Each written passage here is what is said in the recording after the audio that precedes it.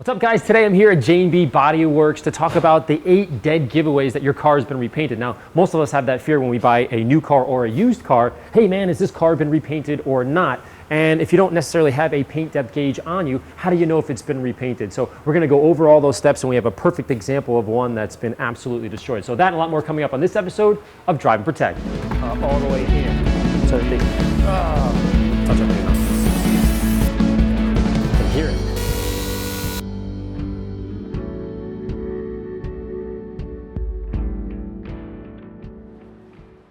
As most of you know, the AMMO 964 was repainted here at J&B Body Works because they are fanatical about cleanliness and proper procedure. So who better to ask about the top 8 hidden indicators a car has been repainted than a factory certified repair facility for Aston Martin, Bentley, Lamborghini, McLaren, Porsche, Rolls-Royce, and much more. So I asked Joe the inside tips and tricks for spotting these telltale signs of previous damage or repainting that you can look for prior to buying a new or used car.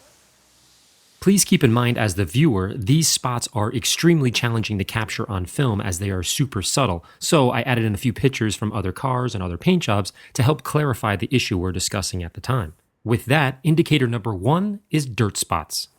So the reason I always look for dirt spots first is because they're extremely common. When you're in a factory environment, you have booths that are, 3 clean rooms deep. It's almost a surgically clean environment. It's almost impossible to get dirt in there. And that's why there's no dirt spots in most factory finishes. Now, when you come to the aftermarket, like a body shop, you have sanding, you have dirt debris, you have road grime. So it's almost impossible to get all these contaminants off a car. We're very lucky because we get to clean our booths every week. We have the luxury of having, different areas where we can sand our cars, but it's not always so easy. And that's why I always look for dirt spots first. They're extremely common, they're extremely easy to spot. So number 2, 3, and 4 for red flags that your car was painted is broken trim, overspray, and clear edges. Now the reason that I talk about all these 3 at once is because they're kind of all caused by the same thing. When a factory paints a car, they're painting it as a blank slate. The car is just an empty body shell with no trim on it. But when you have trim to contend with in the aftermarket environment like a body shop, things get a little more complicated. So one thing that a lot of people do to save on time, to save on skill needed, and to save on the costs of repairs is they tape things up, and this leads to clear lines.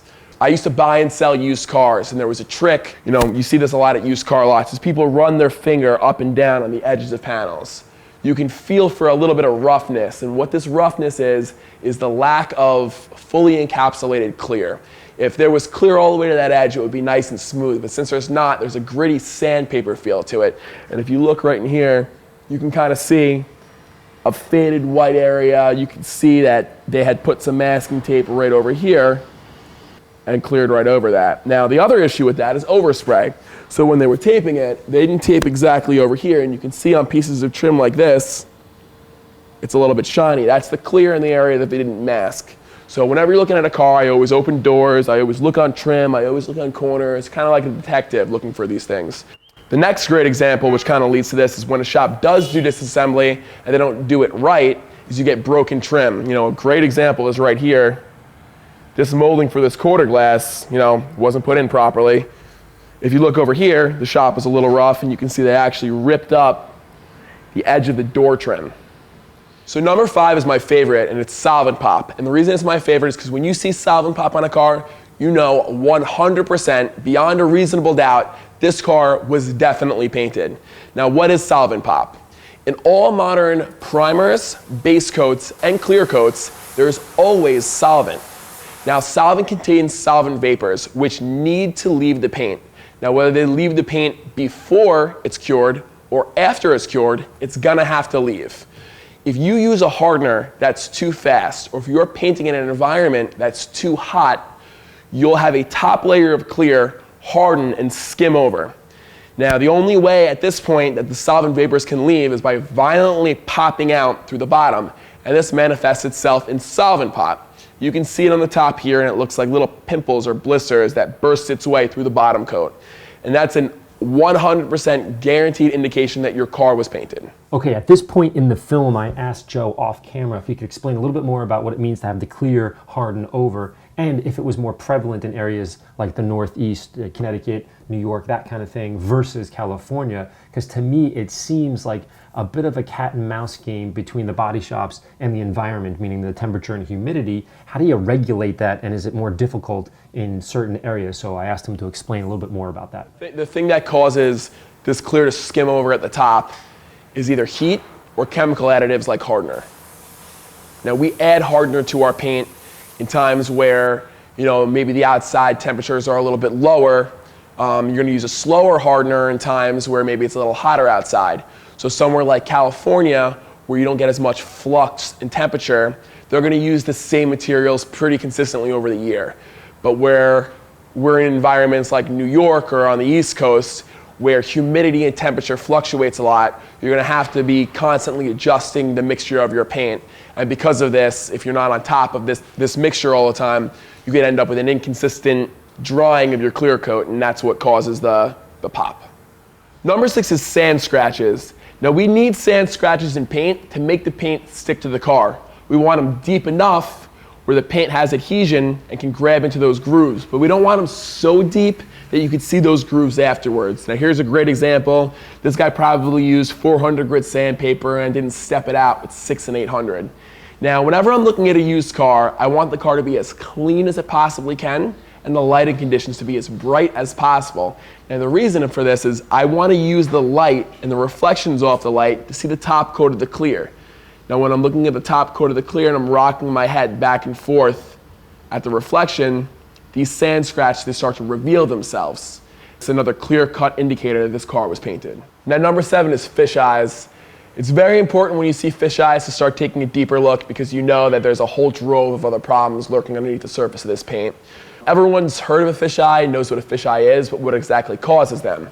All over the body shop, we have all kinds of contaminants like engine oil or cavity wax, all kinds of lubricants and other hydrophobic materials. If these hydrophobic contaminants are on a car before they get painted, it'll reject the paint and you'll get these small divots. Now the reason I say it's important to look is because if you're overlooking something as simple as engine oil or cavity wax that's blatantly on the surface of an area before it's painted, you're probably missing a few other important fundamentals that are on the car. So for our last one, we have mapping. Now mapping raises the biggest flag to me, especially if it's a car that I'm buying that's been represented as an unhit or original car.